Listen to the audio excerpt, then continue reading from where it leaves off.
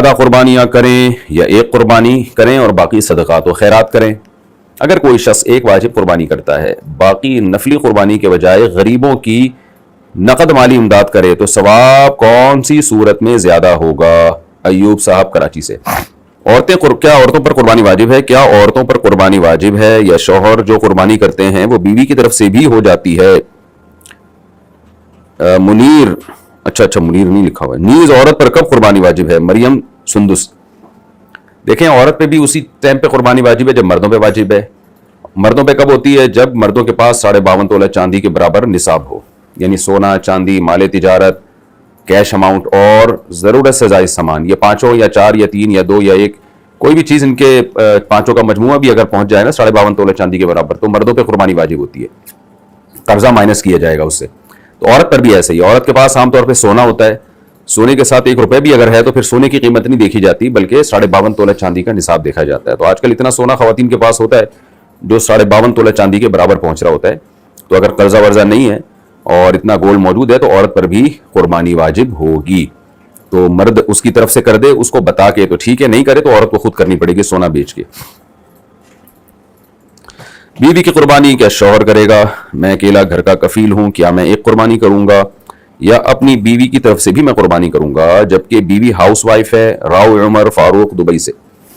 دیکھیں اگر آپ کی بیگم کے پاس گولڈ بھی نہیں ہے اور سورس آف انکم بھی اتنی نہیں ہے کہ 52.5 تولہ چاندی ان کے پاس جمع ہو گیا، کیش اماؤنٹ بھی نہیں ہے اتنا کہ 52.5 تولہ چاندی کے برابر ہو، تو پھر ان پر قربانی واجب نہیں ہے، تو پھر آپ اکیلے اپنی طرف سے کر لیں۔ اگر آپ صاحب نصاب ہیں تو بس کافی ہے۔ کیا گھر میں ایک قربانی کافی ہے؟ کیا ایک فیملی سے ہر شخص کو الگ الگ قربانی دینی ہوگی یا ایک شخص سب کی طرف سے قربانی کر سکتا ہے؟ مثلا ایک بھائی ملک سے باہر ہے اور اپنی بیوی اور والدین کی طرف سے ہر سال قربانی کرتا ہے، اب وہ دوسرا بھائی جو والدین کے ساتھ رہتا ہے کیا اس کو بھی قربانی کرنی ہوگی یا وہ اسی میں شامل کہلائے گا؟ بنت طالب کراچی سے۔ دیکھیں دوسرا بھائی اگر بالغ ہے اور اس کے پاس آمدن ہے، یعنی 52.5 تولہ چاندی کے برابر رقم کا وہ مالک ہے اور قرضہ بھی نہیں ہے اتنا کہ 52.5 تولہ چاندی کے نصاب سے نکالا جائے تو نصاب ہی کم پڑ جائے، تو ایسا بھی نہیں ہے، تو پھر اس پہ الگ سے قربانی واجب ہے۔ اب وہ الگ بات ہے کہ وہ خود قربانی کرے یا اس کی طرف سے وہ بھائی کر لے جو بیرون ملک رہتا ہے، لیکن اس پہ اس کی قربانی لازم ہوگی۔ قربانی ہر اس شخص پہ لازم ہوتی ہے جو صاحب نصاب ہوتا ہے، اور گھر میں ایک فرد کے قربانی کرنے سے یا سربراہ کے قربانی کرنے سے باقیوں سے قربانی ساقط نہیں ہوتی۔ باقیوں پہ اگر واجب ہے تو ان کو خود کرنی پڑے گی یا ان کی طرف سے گھر کا سربراہ کر دے، الگ سے حصہ لے کے کرے۔ وجہ اس کی ہے کہ نبی صلی اللہ علیہ وسلم نے فرمایا من وجد ساعة لأن يضحي فلم يضحي فلا يقربن مصلانا۔ آپ صلی اللہ علیہ وسلم نے فرمایا جس کے پاس قربانی کی استطاعت تھی اور اس نے قربانی نہیں کی وہ ہماری عیدگاہ میں نہ آئے۔ اس سے پتہ چلتا ہے کہ جو بھی چاہے مرد ہو عورت ہو، گھر کا سربراہ ہو یا نہیں ہو، ہر شخص پہ جو بھی صاحب استطاعت ہے اس پر الگ سے قربانی لازم ہوگی۔ ہاں یہ ضرور ہے کہ اس کی اجازت سے اگر دوسرا اس کی طرف سے حصہ ڈال لے تو ٹھیک ہے، تو جو بھائی باہر ہیں اگر وہ یوں کر لیں کہ اس بھائی کا بھی یہ گائے میں حصہ الگ سے ڈال لیں، بھائی کو پتا ہو تو ٹھیک ہے، پھر ہو جائے گی قربانی۔ قربانی اور عقیقہ ایک جانور میں کرنا، کیا ایک ہی جانور میں قربانی اور بچے کا عقیقہ کر سکتے ہیں؟ سیف انصاری انڈیا سے۔ جی بالکل کر سکتے ہیں، گائے میں ایک حصہ آپ قربانی کا ڈال لیں اور ایک حصہ عقیقے کا ڈال لیں، جائز ہے۔ مسافر پر قربانی ہے یا نہیں؟ مسافر سے کون مراد ہے جس پر قربانی واجب نہیں ہوتی؟ محمد فاروقی۔ دیکھیں جو شخص بھی اپنے گھر سے 78 کلومیٹر دور جانے کا ارادہ رکھتا ہے، تو جب وہ اپنے شہر سے نکل جائے گا، شہر کے مضافات جو شہر کی کچی آبادیاں ہوتی ہیں نا، جو شہر ہی کے سے ملحقات ہوتی ہیں، وہ سب آبادیاں جب کراس کر کے شہر سے باہر نکل جائے گا اور اس کا ارادہ ہے کم سے کم 78 کلومیٹر دور جانے کا، تو شہر سے باہر نکلتے ہی وہ مسافر ہے۔ اب سفر میں جب تک ہوگا یا کسی شہر میں جا کے اسٹے کرے گا، اور کسی شہر میں اسٹے میں اس کی نیت 15 دن ٹھہرنے کی نہیں ہوتی، یعنی اس کی نیت یہ ہے کہ میں 15 دن سے کم ٹھہروں گا، یا کوئی نیت ہی نہیں ہے، یا کنفیوز ہے کہ پتہ نہیں کتنے دن ٹھہروں گا، اسی کنفیوژن میں کئی سال گزر جائیں، کئی مہینے گزر جائیں، تو جس دن وہ نیت کرے گا کہ میں اس شہر میں 15 دن ٹھہروں گا، آج کے بعد سے 15 دن ٹھہروں گا، جس دن یہ پکی نیت ہوگی اس دن سے وہ مقیم بن جائے گا، اس سے پہلے وہ مسافر رہے گا۔ تو ایسے مسافر کی زندگی میں اس سفر کی حالت میں اگر بقرعید کی صبح صادق آ گئی اور 3 دن تک وہ سفر میں ہی رہا، تو پھر اس پہ قربانی واجب نہیں ہوتی. یہ خوب سمجھ لیں. اگر بقرعید کی جو صبح صادق ہے یعنی 10 ذی الحجہ کی صبح صادق وہ اس صورت میں آئی جب وہ اپنے شہر میں تھا یا شہر سے باہر ابھی نکلا نہیں تھا تو مقیم ہے, اس پہ قربانی واجب ہو جائے گی. لیکن اگر صبح صادق آئی اس حال میں کہ وہ شہر کو چھوڑ چکا تھا اور سفر میں ہے اور 3 دن اسی حالت میں گزر گئے یعنی 10 11 12 ذی الحجہ کی مغرب تک وہ سفر میں رہا تو اس پہ قربانی اس سال واجب نہیں ہوگی. لیکن اگر 12 ذی الحجہ کی کا سورج غروب ہونے سے پہلے وہ دوبارہ مقیم بن گیا تو بھی اس پہ قربانی واجب ہو جائے گی. تو یہ مطلب ہے کہ سفر میں بقرعید کے پورے 3 دن گزر جائیں گے نا, اس کو صبح صادق سے لے کے تیسرے دن کا سورج غروب ہونے تک کا یہ سفر میں ٹائم گزر گیا تو ایسے شخص پہ پھر قربانی واجب نہیں ہے مسافر ہونے کی وجہ سے. زیادہ قربانیاں کریں یا ایک قربانی کریں اور باقی صدقات و خیرات کریں. اگر کوئی شخص ایک واجب قربانی کرتا ہے باقی نفلی قربانی کے بجائے غریبوں کی نقد مالی امداد کرے تو ثواب کون سی صورت میں زیادہ ہوگا؟ ایوب صاحب کراچی سے. دیکھیں ثواب کے نا مختلف اقسام ہیں. صدقے خیرات میں الگ قسم کا ثواب ملتا ہے, قربانی میں الگ قسم کا ثواب ملتا ہے, حج میں الگ قسم کا ثواب ملتا ہے اور نماز میں الگ قسم کا ثواب ملتا ہے. ہمیں تمام قسموں کے ثواب کی ضرورت ہے. ہم ایک قسم کی وجہ سے دوسری قسم کو چھوڑ نہیں سکتے. اب مثال کے طور پر جو لوگ ہر سال حج کرتے ہیں لوگ ان پہ اعتراض کرتے ہیں کہ ایک دفعہ حج کرو پھر اگلے سال حج کے بجائے وہ پیسے کسی غریب کو دے دو.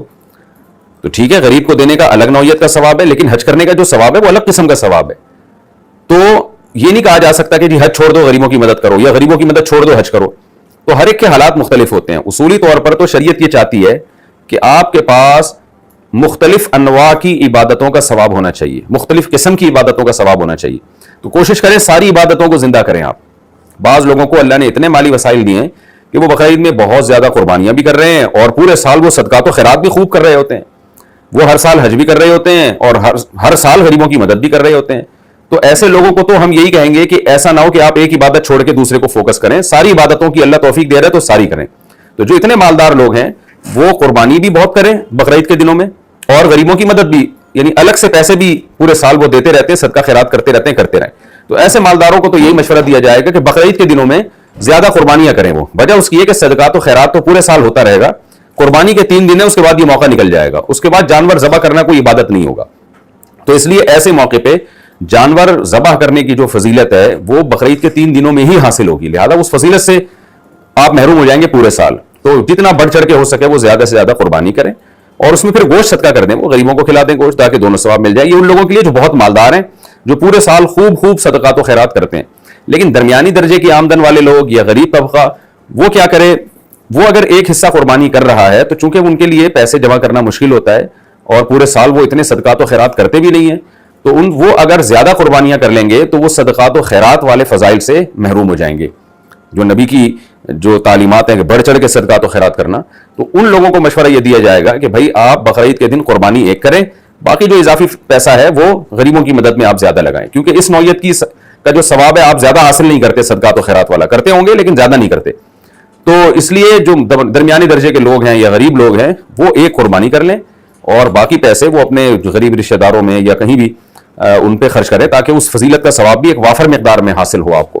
لیکن جو اللہ نے جن کو بہت پیسہ دیا ہے تو وہ بھائی دبا کے قربانی کریں, پھر وہ اس میں کوئی حرج نہیں ہے.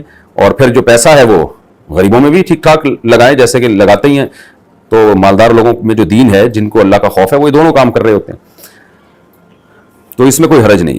لیکن درمیانی درجے کے لوگ اور متوسط درجے کے لوگ ان کو یہی چاہیے کہ صدقات و خیرات زیادہ کر لیں اور قربانی ایک کر لیں, بہتر ہے یہ. باقی جائز تو سب کچھ ہے, زیادہ قربانی کر لے تو بھی ٹھیک ہے.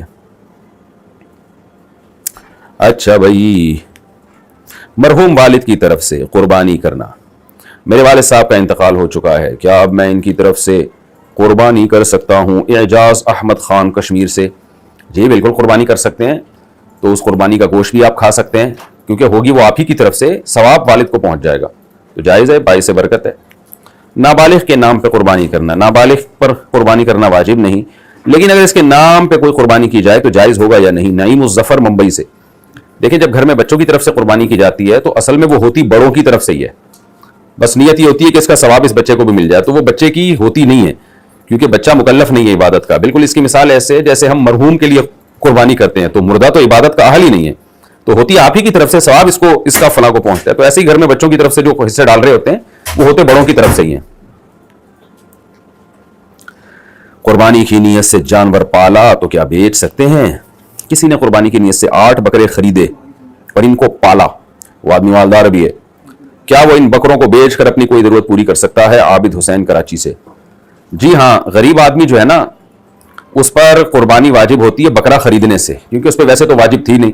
تو جب بکرا خریدے گا تو وہ بکرا متعین ہو جائے گا, تو غریب کے لیے جائز ہے اس بکرے کو بیچ کے اپنے کاموں میں استعمال کرے. اللہ یہ کہ کوئی شخص ضرورت ہو تو اس پہ پھر الگ فتویٰ دیا جاتا ہے, دونوں قول ہیں, لیکن راجح بات یہی ہے کہ پھر وہ قربانی کے لیے متعین ہو جاتا ہے. لیکن مالدار آدمی پر قربانی چونکہ پہلے سے واجب ہوتی ہے, بکرا خریدنے سے نہیں ہوتی, تو اس لیے وہ خرید کے بکرا بیچ بھی سکتا ہے. اگر خرید لیا اس نے قربانی کی نیت سے تو قربانی تو پہلے سے واجب تھی, تو یہ بکرا متعین نہیں ہو جاتا اس کے لیے. تو پھر وہ کیا کرے گا کہ اگر اس نے بیچ کے اپنی کوئی ضرورت پوری کرنا چاہے تو بھی کرے, لیکن پھر اس کو الگ سے قربانی کرنی پڑے گی. یکم ذی الحجہ کے بعد ناخن اور بال کاٹنے کا حکم. ذی الحجہ کے پہلے 10 دنوں میں بال اور ناخن نہ کاٹنے کی شرعی حیثیت کیا ہے؟ کیا یہ صرف قربانی کرنے والوں کے لیے ہے یا سب مسلمانوں کے لیے ہے؟ نیز اگر کسی کی حجامت زیادہ بگڑی ہوئی ہو تو کیا وہ ان دنوں میں بال بنوا سکتا ہے؟ رحیم داد 4 صدا سے. دیکھیں, امام احمد بن حنبل کے نزدیک یہ واجب ہے کہ جس نے قربانی کرنی ہے وہ اپنے بال اور ناخن نہ کاٹے ذی الحجہ کا چاند نظر آنے کے بعد. قربانی کے بعد کاٹے گا وہ بال اور ناخن. لیکن باقی ائمہ کے نزدیک یہ مستحب حکم ہے, استحبابی. حدیث میں جو آتا ہے کہ جس نے قربانی کرنی ہے وہ اپنے ناخن اور بال نہ کاٹے, تو یہ مستحب حکم ہے, یعنی استحباب ہے, لازم حکم نہیں ہے. تو بہتر تو یہی ہے کہ جس نے بھی قربانی کرنی ہو تو وہ ذی الحجہ کا چاند نظر آنے کے بعد اپنے ناخن اور بال نہ کاٹے. جب اس وقت کاٹے جب جانور کے گلے پہ چھری چل جائے, اس سے پہلے نہ کاٹے, بہتر ہے. تو اگر کسی کے بہت زیادہ پہلے سے بڑھ چکے ہیں, تو اتنے بڑھ چکے ہیں کہ جو شریعت میں ناجائز مقدار ہے وہاں تک پہنچ گئے ہیں, جیسے ناخن خوب بڑے ہو گئے, تو پھر تو اس پہ کاٹنا واجب ہے, کیونکہ پھر تو نماز مکروہ ہوتی ہے. آپ کے ناخن اگر بہت زیادہ بڑے ہو جائیں یا بغلوں کے بال بہت زیادہ بڑے ہو جائیں, 40 دن تک آپ نے کاٹے ہی نہیں تھے, تو اب تو ہر صورت میں کاٹنا واجب ہے. تو یہ ان لوگوں کے لیے جو حد اعتدال سے جن کے بال اور ناخن تجاوز نہ کیے ہوں, ان کے بال اور ناخن نے.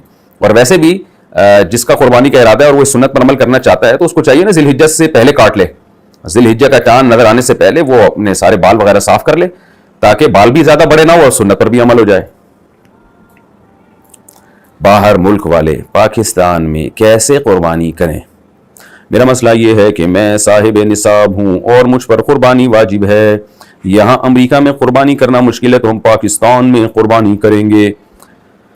یہاں قربانی تقریباً $150 میں ہوتی ہے, لیکن پاکستان میں یہ قربانی $100 میں ہو جاتی ہے. دیکھو پاکستان کی قدر کرو. اب ان $50 کا کیا کیا جائے گا؟ ان کی بھی قربانی ہی کی جائے گی یا غربا میں تقسیم کر دی جائے؟ جویریہ صاحبہ امریکہ سے. دیکھیں, جانور ذبح کرنا مقصد ہے, چاہے وہ $50 کا ہو چاہے وہ فری میں مل گیا ہو آپ کو. تو پاکستان میں اگر وہ امریکہ کا $150 والا جانور پاکستان میں $100 میں مل رہا ہے تو بس آپ پاکستان میں جانور ذبح کروا دیا تو قربانی ہو گئی.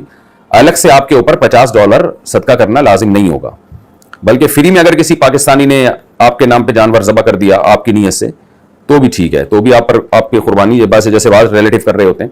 لیکن ویسے میں ایک مسئلہ بتا دوں کہ امریکہ اور UK اور ان ملکوں میں جو لوگ رہتے ہیں ان کو چاہیے ایک کم از کم قربانی اپنے مقام پہ کریں.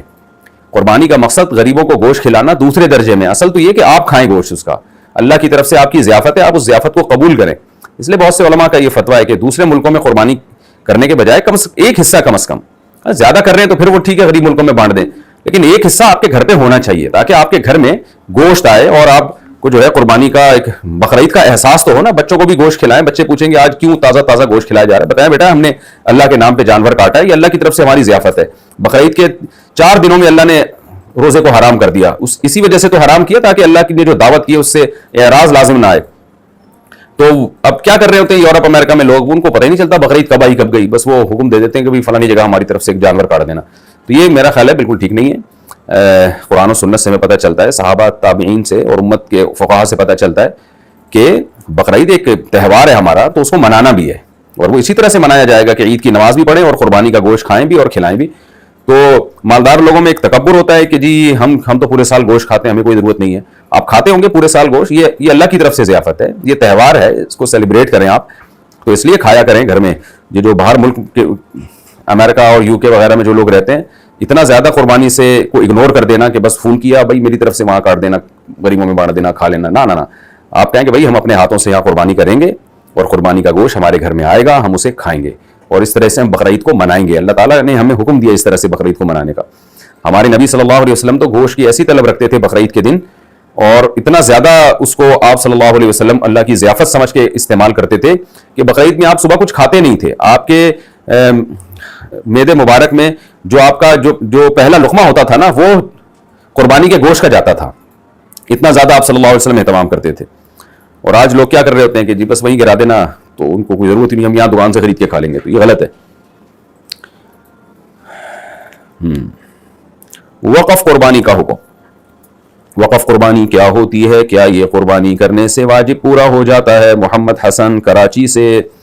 وقف قربانی کا مطلب یہ ہوتا ہے آج کل کے عرف کے مطابق کہ بھئی یہ پورا حصہ جو ہے غریبوں میں بانٹ دینا, ہمیں گوشت نہیں چاہیے, تو اس طرح سے وہ سارا غریبوں میں بانٹ دیں گے, صدقے کا ثواب ملے گا. لیکن میں نے بتایا ابھی اس سے پہلے والے کلپ میں پوری ڈیٹیل سے بات کر چکا ہوں کہ قربانی کا گوشت خود بھی کھانا چاہیے. پورا حصہ ہی بس کہیں فون کر دینا کہ وہیں کر لو, ہمیں ضرورت نہیں ہے, یہ طریقہ ٹھیک نہیں ہے.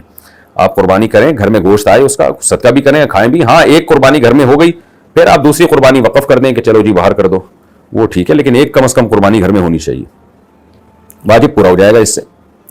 2 بھائی کیا ایک بکرا کر سکتے ہیں؟ کیا ایک گھر میں 2 بھائی مل کر بکرے کی قربانی کر سکتے ہیں؟ عاطف عباسی. نہیں جی, ایک بکرے میں ایک سے زیادہ حصے نہیں ہوتے, وہ بکرا ہے بیچارہ, تو ایک بکرے میں ایک ہی کا حصہ ہو سکتا ہے. کیا 2 آدمی ایک گائے کی قربانی کر سکتے ہیں؟ 2 آدمیوں نے قربانی کی, ایک کے 2 حصے ہیں, دوسرے کے 5 حصے ہیں, کیا اس طرح کی قربانی ٹھیک ہو گئی؟ عبدالحفیظ آوان مان صحرا سے. دیکھیں 2 آدمیوں نے قربانی کی, ایک کے 2 حصے ہیں, دوسرے کے 5 حصے ہیں. ہاں قربانی ہو گئی, لیکن اس تکلف کی ضرورت نہیں ہے. دیکھیں یہ خوب مسئلہ اچھی طرح سمجھ لیں کہ ہم یہ سمجھتے ہیں کہ ایک گائے میں 7 حصے پورے کرنا ضروری ہے. یہ بالکل غلط ہے. ایک گائے میں 7 سے زیادہ لوگ شریک نہیں ہو سکتے. بس یہ ہے 6 آدمی بھی کر سکتے ہیں, برابر برابر حصے ہوں. 6 آدمیوں نے گائے لے لی, کہا کہ ہم سب کے 6 برابر برابر حصے ہیں, تو بھی ٹھیک ہے. تو جب گائے ذبح ہوگی گوشت کے 6 برابر حصے کر دیں. 5 آدمی بھی ایک گائے کر سکتے ہیں, یا اونٹ بھی اسی طرح کر سکتے ہیں. جب اونٹ یا گائے ذبح ہو تو 5 برابر حصے کر دیے جائیں. 4 آدمی بھی کر سکتے ہیں, 3 بھی کر سکتے ہیں, 2 بھی کر سکتے ہیں کہ آدھی آدھی گائے 2 بندوں کی ہو جائے. تو اس طرح سے بھی قربانی ادا ہو جائے گی, اور یہی طریقہ صحیح ہے. لوگ یہ سمجھتے ہیں کہ جی 7 پورے کرنا ضروری ہے, تو تکلف کر رہے ہوتے ہیں. اب 2 آدمیوں نے گائے لی, اب کیا کہہ رہے ہوتے ہیں بھئی ایک کے جو ہے نا 4 حصے, دوسرے کے 3 حصے, تو بھئی 4 اور 3 کے بجائے آدھا آدھا کر لو. تو وہ بھی ٹھیک ہے, 4 اور 3 حصے اگر کر لیے, لیکن آدھا آدھا کر لیں. تو وہ سمجھتے ہیں کہ آدھا آدھا نہیں ہو سکتا, 7 پورے کرنے ہیں, تو یہ غلط ہے. تو 7 سے زیادہ شریک نہیں ہو سکتے, 7 سے کم جتنے چاہیں برابر برابر شریک ہو سکتے ہیں. اونٹ میں کتنے حصے ہیں؟ جی اونٹ میں 10 حصے ہیں یا 14 حصے ہیں. شہاب اظہار امریکہ سے. نہ 10 ہیں نہ 14 ہیں, اونٹ میں 7 حصے ہوتے ہیں. بھائی صاحب اونٹ ہے, وہ 14 کہاں سے نکالیں گے, اس میں 7 حصے ہوتے ہیں. بعض لوگ حدیث سے استدلال کرتے ہیں کہ 10 تو وہ مال غنیمت سے متعلق ہے. باقی اس حدیث کی ڈیٹیل پھر کسی اور وقت بتاؤں گا. احناف کے نزدیک جو مضبوط قول ہے دلیل کے لحاظ سے بھی, وہ یہی ہے کہ اونٹ میں بھی 7 حصے ہی ہیں جیسے کہ گائے میں ہیں.